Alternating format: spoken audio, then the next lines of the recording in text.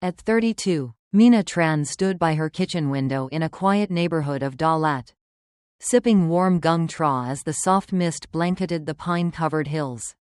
She had always loved the stillness of morning, the promise of a new day, the kind of peace that had taken her years to build after stepping away from the chaos of her younger life. But that peace was challenged when she began paying closer attention to what she ate, especially after watching a health video that changed how she viewed something as simple as eating eggs. Growing up, Mina had always paired eggs with whatever was convenient, usually a slice of white bread, a glass of soy milk, or sometimes a cup of black tea. It was fast, it was easy, and it was tradition, but she never connected her chronic sluggishness or occasional stomach discomfort with those very choices. The video revealed that common pairings like white bread, processed meats, deep-fried items, and even seemingly innocent options like soy products and tea could actually hinder the body's absorption of nutrients from eggs, particularly biotin, which is vital for skin, hair, and metabolism. Mina was stunned. How could something so routine be the root of her fatigue? Determined to change, she began experimenting. Instead of white toast, she swapped in roasted pumpkin, a subtle sweetness that not only tasted good but worked harmoniously with eggs to support her health. She added a sprinkle of cheese, a few slices of apple on the side for fiber, and a handful of almonds or walnuts for healthy fats. On weekends, she'd roast potatoes with olive oil and herbs, serving them next to poached eggs and watching her body respond with new energy. These small, intentional changes brought unexpected results. Her skin cleared, her energy stabilized, and for the first time in years, she felt nourished, not just full. But it wasn't just physical. These changes reflected something deeper. Mina realized that, like her breakfast, she had spent too many years consuming what was easy and familiar, not what was good for her. Whether it was toxic relationships, old expectations, or poor habits, she had accepted things that drained her. Rebuilding her meals became a quiet rebellion, a daily act of choosing herself. Now, every breakfast Mina prepared wasn't just fuel. It was a reminder that healing often starts with awareness. And change doesn't have to be dramatic. It begins at the table, with what we feed our bodies and how we honor our needs. As the kettle hummed in the background and the scent of her breakfast filled the air, Mina smiled to herself. She wasn't chasing wellness trends. She was reclaiming her health, one thoughtful choice at a time. At 72, Mina Nguyen moved with the graceful determination of someone who knew that every step counted. Literally. Her daily morning walk through the quiet streets of Hoi An had become more than just routine. It was her lifeline. Her quiet rebellion against time. She wasn't trying to outrun aging, but she was determined to live with dignity, energy, and clarity. After watching a health video about longevity in people over 70, Mina began to reflect on the subtle signs that might predict how many good years she still had left. It wasn't about fear of death. It was about choosing life fully. While she still could, she noticed how her gait had changed over the years. She used to stroll without thinking, but now she paid close attention to her pace, her posture. The video had mentioned walking speed as a key indicator of health. So Mina started timing herself. She was slower than she'd hoped, but steady. Then came grip strength. She found an old stress ball in her drawer and began squeezing it while watching the news.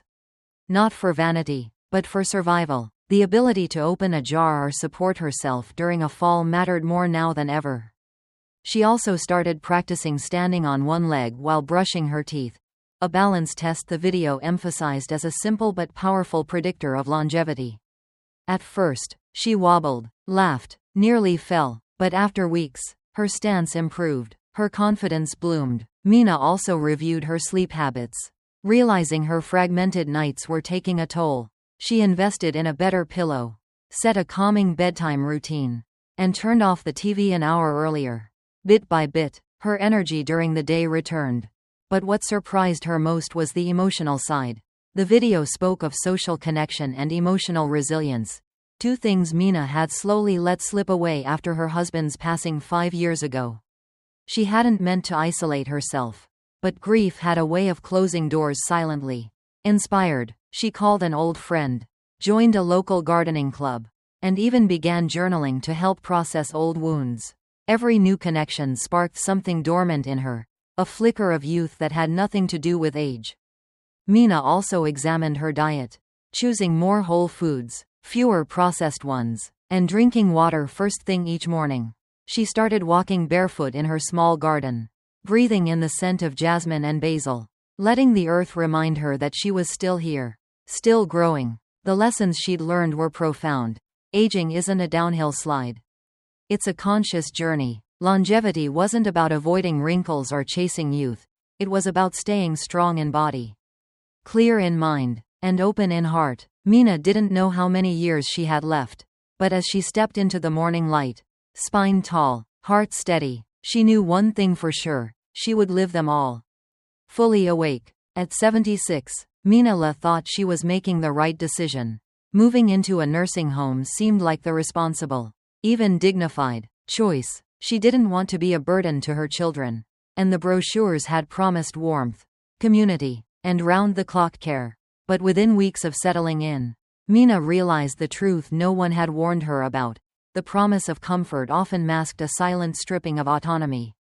The place was clean, yes, the staff polite, but she felt like a ghost with a name tag, floating through routines that weren't hers. Every part of her day, from mealtimes to when she could go outside, was dictated by others. Her freedom, once so subtle she hadn't even realized she'd cherished it, had evaporated without protest. It wasn't just the schedule, it was the hollow quiet between moments. Her children, though loving, rarely visited, caught in the rush of their own lives. Mina would sit by the window for hours, watching the same tree sway in the breeze, remembering what it felt like to decide her own day, what to eat, when to nap, when to listen to her favorite music. Now, even the radio volume was limited. In consideration of others, the air was filled with soft conversations and distant footsteps. But never laughter, never spontaneity. The other residents, kind as they were, carried their own grief quietly. Many of them, like Mina, had thought this would feel like home. It didn't. Medical care, though ever present, often felt more like efficiency than empathy. Medications were delivered with a robotic smile. Concerns were met with, "We'll let the nurse know," and often nothing followed. She missed her family doctor, the one who knew her history, who saw her as Mina, not just room 204. And though her body had slowed, her spirit had not. She wanted to be heard, not handled. She wanted to be part of something meaningful, not just kept safe until the end. The hardest part was realizing how hard it was to leave. Moving in had been simple. Getting out, not so much. Legal logistics, care plans, concerns about where she'd go next, all became tangled in bureaucracy. She felt trapped, not just physically, but emotionally. No one had told her how heavy that would feel. Still, Mina wasn't broken. She began writing letters to her grandchildren, telling them stories of her youth, her memories, her dreams, things they'd never heard before. She found small ways to reclaim herself, planting a flower in a pot on her windowsill, requesting books she loved, even leading a gentle Tai Chi group for a few interested residents. In those quiet acts of resistance, Mina found flickers of her old self. Her lesson was this: before anyone makes a decision about elder care, whether for themselves or a loved one, they need to ask deeper questions. Not just about safety, but about life, about joy, choice, and dignity, because Mina learned the hard way that not all help is freedom. And not all care is care at all. At 77, Mina Trần hadn't expected to learn anything new about life. But 2 months inside a nursing home had stripped away all illusions and gifted her 8 lessons she hadn't known she needed. The first, and the heaviest, was that loneliness was the true weight of aging. The silence in the halls. The way the phone rarely rang. The way family visits became shorter and more spaced apart. It all taught her that being alive didn't always mean being seen. Mina, once surrounded by laughter and grandchildren's chatter, now spent her evenings tracing the edges of old photographs, aching for a simple conversation that wasn't about her medication schedule. She also learned that health was more valuable than money. The residents around her, some once affluent and powerful, now relied on others to button their shirts or lift a spoon. Mina watched as people with impressive resumes needed help remembering their grandchildren's names. No amount of money could buy back a strong heart or steady legs.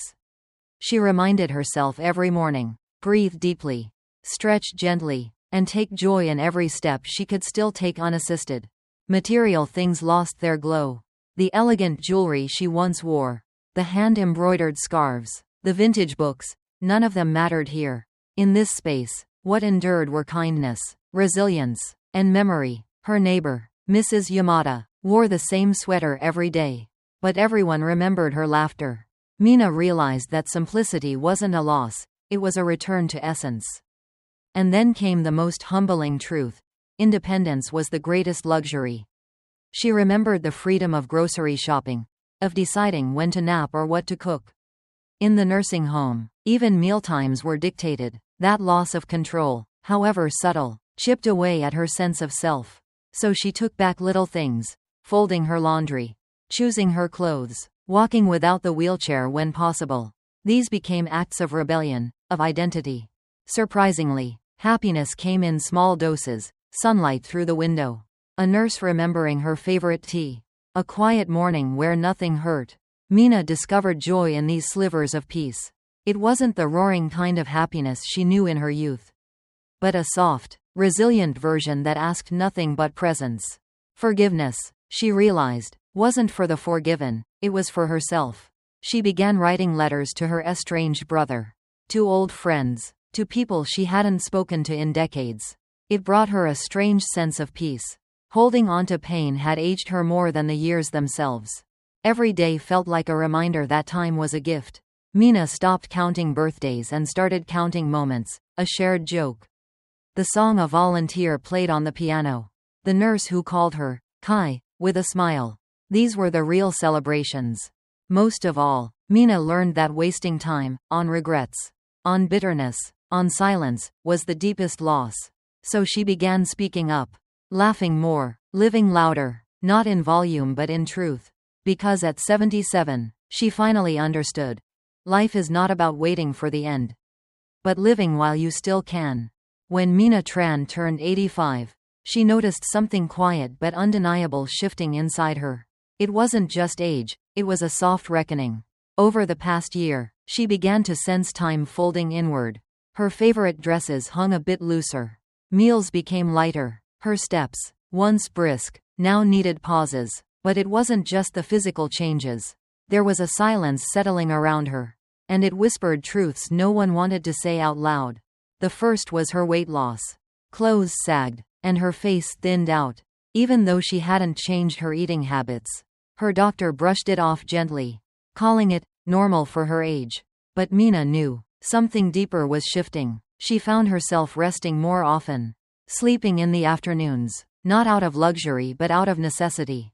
Simple tasks like brushing her hair or reaching the top shelf became mini battles.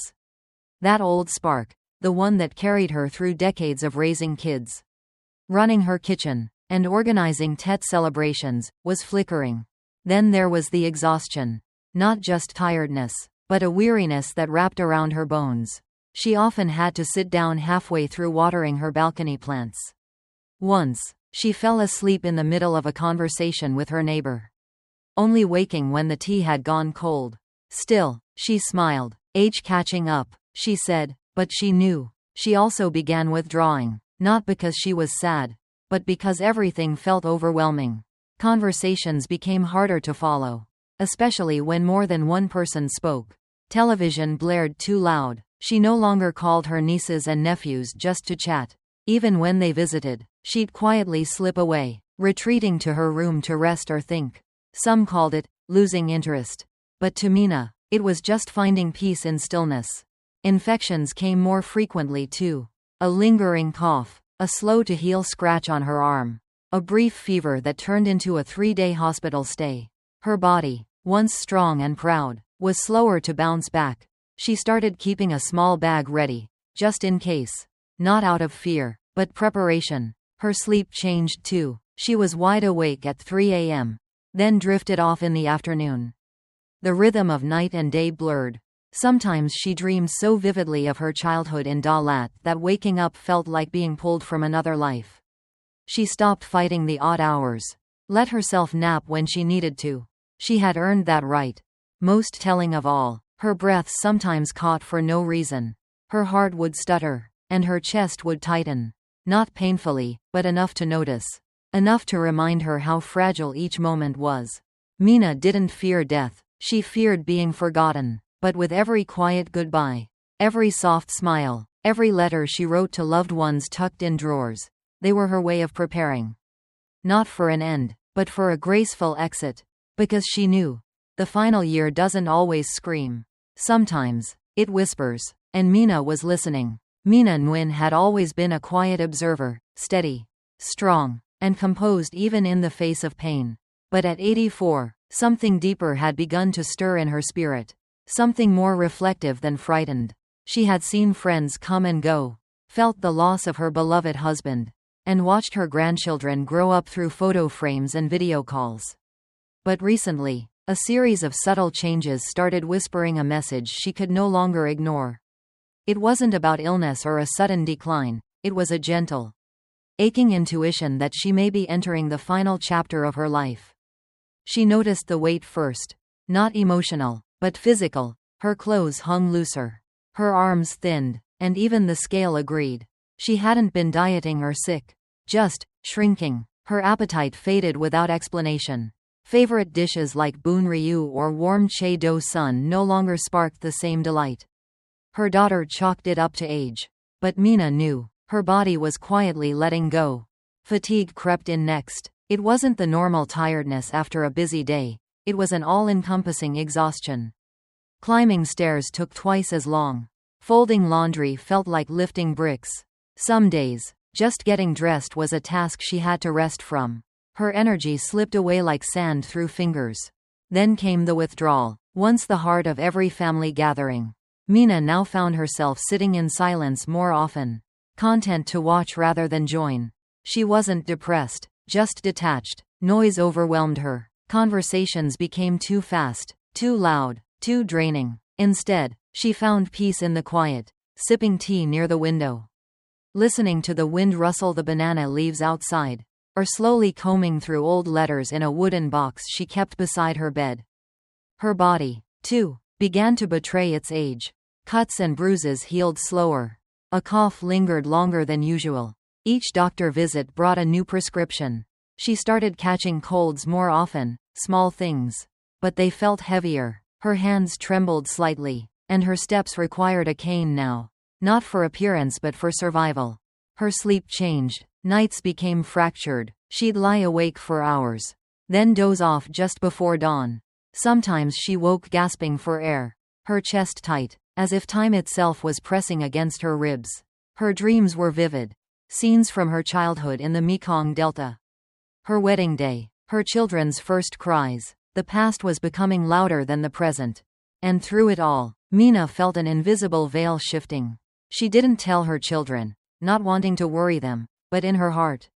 She was preparing, not afraid, just aware. She began journaling, sorting through her belongings, writing notes for each grandchild to find someday. These weren't acts of fear, but of love, of dignity. Because Mina understood something many don't. Sometimes, the body knows before the heart is ready. And in those final seasons of life, when the world softens and the spirit begins to loosen its hold, there's grace in listening to the quiet signs. She wasn't fading, she was transitioning. With strength, and with peace. One of the most profound lessons drawn from these stories is the importance of preserving personal dignity and emotional boundaries. Especially as we age, life often places us in roles where we're expected to sacrifice for others, be it as caregivers, peacekeepers, or the responsible one. But enduring love does not require self-erasure.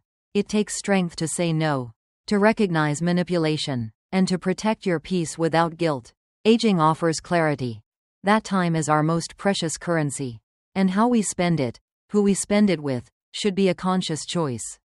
Not an obligation rooted in fear or history. Just because people share our blood doesn't mean they deserve access to our hearts. True family is found in those who respect us, uplift us, and value our presence. It's never too late to reclaim your voice. Set healthy boundaries, and build a life centered on your own values. The past may shape us, but it does not have to define us. In choosing self-respect, we model a legacy of strength and self-worth for younger generations. And in doing so, we remind ourselves, and others, that our peace is not negotiable. And our worth is not up for debate. One of the most profound lessons drawn from these stories is the importance of preserving personal dignity and emotional boundaries. Especially as we age, life often places us in roles where we're expected to sacrifice for others, be it as caregivers, peacekeepers, or the responsible one. But enduring love does not require self-erasure. It takes strength to say no, to recognize manipulation, and to protect your peace without guilt. Aging offers clarity. That time is our most precious currency. And how we spend it, who we spend it with, should be a conscious choice. Not an obligation rooted in fear or history. Just because people share our blood doesn't mean they deserve access to our hearts. True family is found in those who respect us, uplift us, and value our presence. It's never too late to reclaim your voice. Set healthy boundaries, and build a life centered on your own values. The past may shape us, but it does not have to define us. In choosing self-respect, we model a legacy of strength and self-worth for younger generations. And in doing so, we remind ourselves, and others, that our peace is not negotiable. And our worth is not up for debate.